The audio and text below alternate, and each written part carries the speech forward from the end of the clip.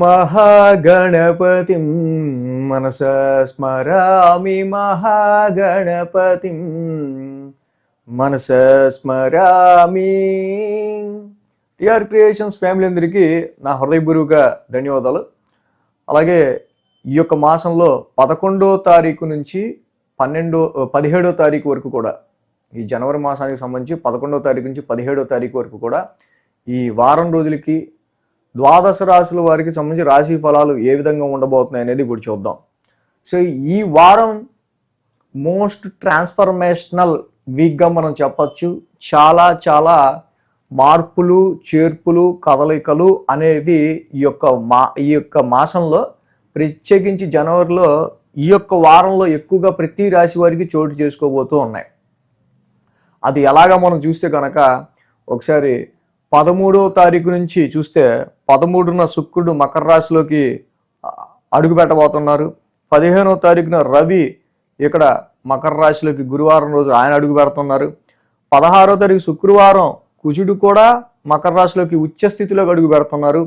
17వ తారీఖు శని కూడా 17వ తారీఖు శనివారం బుధుడు కూడా మకర రాశిలోకి అడుగు పెడుతున్నారు.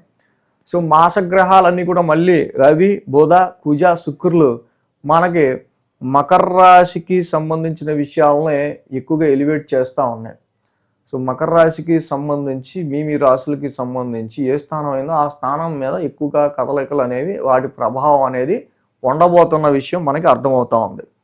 చంద్రుని యొక్క గమనం కూడా మనం చూసినట్టయితే ఇక్కడ తుల, వృశ్చిక, ధనస్సు, తుల, వృశ్చిక, ధనస్సు రాశుల మీదుగా చంద్రుని యొక్క గమనం కూడా మనం ఇక్కడ చూడొచ్చు.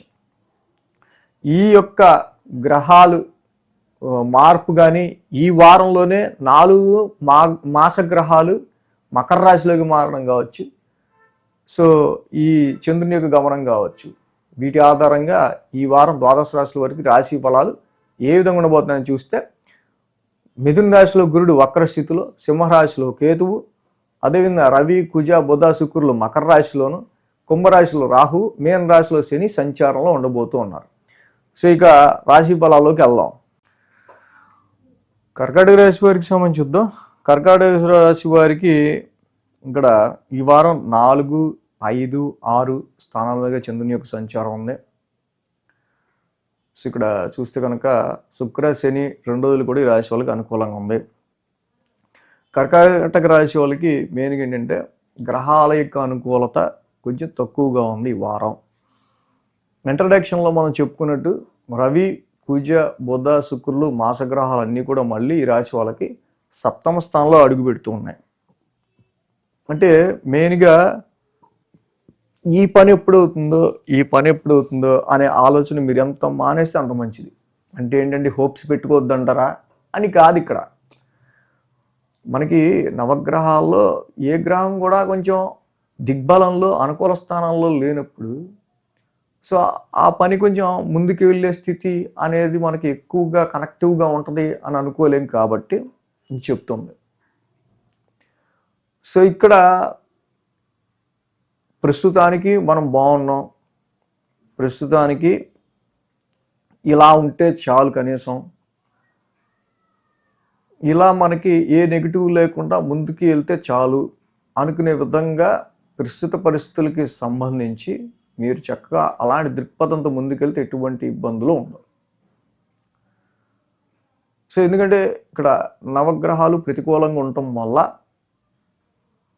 మనకి ఏది తగ్గకుండా కనీసం ఉన్నది ఉన్నట్టన్నా కొంచెం నడుస్తూ ఉంటే చాలు, అదే హ్యాపీ. సో ఆ విధంగా కర్కాటక రాశి వారికి పరిస్థితులు ఉంటాయి. ఎందుకంటే గురుడు మరి 1000 స్థానంలో రెట్రోగ్రేషన్లో ఉన్నాడు, మిక్స్డ్గా డబల్ ఎక్స్పెన్సెస్ అవుతూ ఉన్నాయి. భాగ్యస్థానంలో శని జనరల్గా ఇక్కడ మీ ఏదైతే ఎంత ఎక్స్పీరియన్స్ ఉన్నా ఏంటో నాకు ప్రమోషన్ రావట్లేదు, లేకపోతే లైఫ్ గ్రోత్ అవ్వట్లేదు అని ఒక స్టాగ్నెంట్ భావంలో శని ఉంచుతూ ఉంటాడు. సో వీటి మధ్య ఇప్పుడు ఈ మారిన రవి, కుజ, బుధ, శుక్రులు ఎవరు కూడా 7వ స్థానంలో అంత అనుకూలమైన ఫలితాన్ని ఇచ్చేవాళ్ళు కాదు. న్యాచురల్ ట్రాన్సిట్లు, వివాహాది శుభకార్యాలు చూసే విషయంలో అయితే డెఫినెట్గా నేను చెప్తా, అసలు ఈ వీక్ కానీ ఈ మాసం కానీ అసలు దాని గురించి పెద్దగా ఆలోచన ఇక్కడ నుంచి వదిలేయటమే పెద్ద బెటర్. ఎందుకంటే అంత అనుకూలంగా మంచి పాజిటివ్గా మ్యాచ్ వచ్చే ఆస్కారాలు ఉండవు. వ్యాపారంలో కూడా అన్నెసరీ కాంట్రవర్సీస్ అనేవి మీ బిజినెస్ పార్ట్నర్స్ మధ్య ఉండకుండా చూసుకోవడం అనేది మంచిది. ఒత్తిడి ఎక్కువ అవుతుంది. చాలా వరకు ఇక్కడ 7th హౌస్లోని ఈ మాసగ్రహాలు అన్న conjunction, frequent travels, hectic travels చేసే ఆస్కారాలు కూడా తీసుకురావచ్చు, సమ్ ప్రయాణాలు లాంటివి.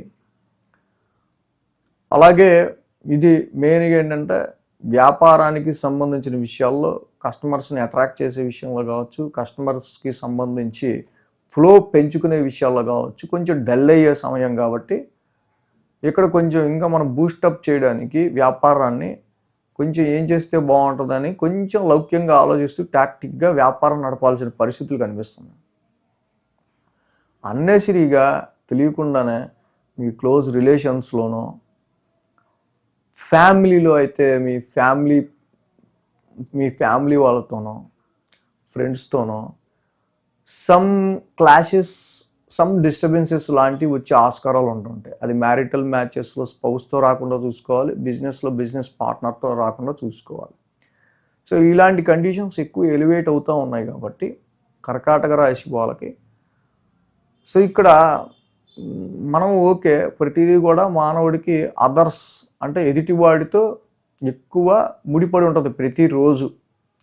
ఆఫీస్కి వెళ్ళే చోట కూడా పక్కన వాడితో ఏంటో కొంచెం అంటే ఈ వారం నుంచి ఒక్కొక్కసారి రవి, కుజుడు, బుధుడు ఇలా ఒక్కొక్క గ్రహం సప్తమ స్థానంలోకి వస్తూ ఉండటం, అది ఎందుకో పక్కన వాడితో కూడా ఎప్పుడు లేనిది కొంచెం క్లాషెస్, ఆడొస్తే అసలు వచ్చాడు వీడొకడు అని కొంచెం ఆడి మీద ఎందుకో తెలియని ఒక రకమైన ఇరిటేషను ఇలాంటివి కదులుతూ ఉంటాయి. ఈ ఇరిటేషన్ లాంటివి కలుగుతూ ఉంటాయి. కాబట్టి సో ఈ ప్రస్తుతం ఉన్న ఈ సిచ్యువేషన్ని ఇవి మ్యారిటల్ లైఫ్లో ఏర్పడితే అవుతుంది, భార్యాభర్త మధ్య డిస్టెన్స్ పెరుగుద్ది. బిజినెస్లో ఏర్పడితే బిజినెస్ పార్ట్నర్తో అనవసరంగా ఇబ్బందులు వస్తాయి. కాబట్టి న్యూట్రలైజ్డ్గా అదర్స్తో, మీ ఎదుటి వాళ్ళతో, ఫ్యామిలీ మెంబర్స్తో అయినా, ఫ్రెండ్స్తో అయినా, జాబ్ చేసే చోట కొలీగ్స్తో అయినా సో కొంచెం పీస్ఫుల్ ఎన్విరాన్మెంట్లోనే ఇలాగ వెళ్తే బాగుంటుంది అనుకుంటూ ముందుకు వెళ్తే చాలా మంచిది. ఈ రాశి వాళ్ళకి వారం ప్రారంభంగా అర్ధాష్టమంలో చంద్రుని యొక్క సంచారం కొంచెం ఎమోషనల్గా స్టార్ట్ అవుతుంది. కొంచెం ఎమోషనల్గా బిజినెస్కి సంబంధించిన విషయాలు అంటే మ్యారిటల్ లైఫ్కి సంబంధించిన విషయాలు కొంచెం ఎమోషనల్గా ఉంటుంటుంది. అక్కడ ప్రొఫెషన్ లైఫ్లో ఎదురయ్యే ఇదేదైతే ఉందో ఫస్ట్ బాస్ ఈడొకడో సో డైరెక్ట్గా ఈడే తగులుకున్నాడు మనకి. సో ఇక్కడ ఇన్ఫ్లుయెన్స్ ఉన్న వాళ్ళ ప్రెషర్ ఎక్కువ అవుతూ ఉంటుంది.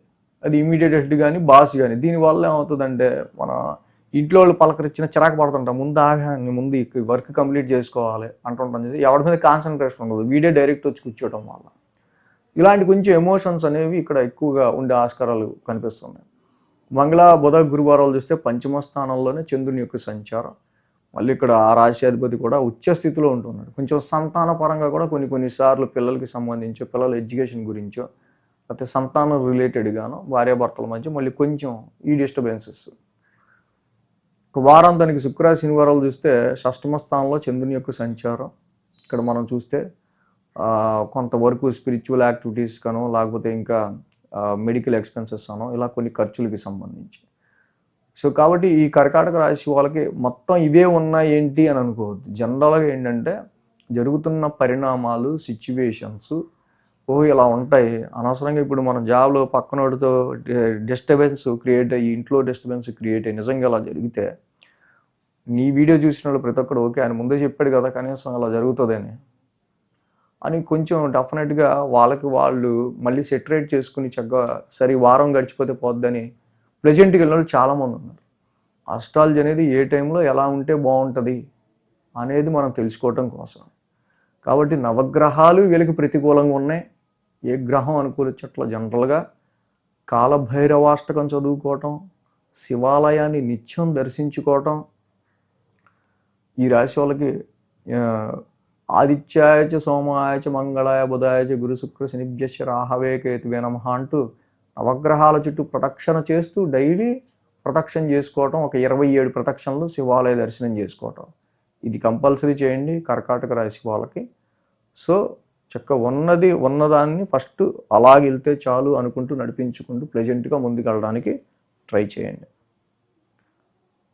ఈ వీడియో కనుక మీకు నచ్చినట్లయితే లైక్ చేయండి, షేర్ చేయండి. మరిన్ని అప్డేట్స్ కోసం సబ్స్క్రైబ్ చేయడం మాత్రం మర్చిపోకండి.